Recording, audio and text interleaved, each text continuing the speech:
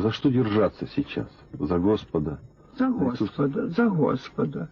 Да, помните, где просто, там ангелов состав.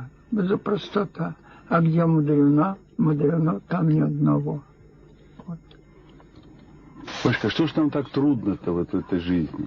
Что? Трудно-то так нам, России-то особенно трудно. Нет, никакого труда нет. О, как хорошо у нас. Слава тебе, Господи. Отец Небесный не оставляет нас. Боже, зри мое смирение, зри мои плачевные дни, зри мое то огорчение, и меня не обвини. Да. Радуйтесь и веселитесь, когда кто обидит.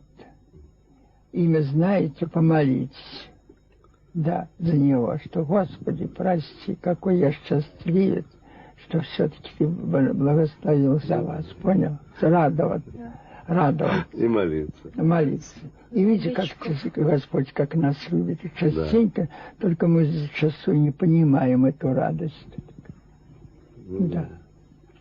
Тоже готовы взять дубину да и дать.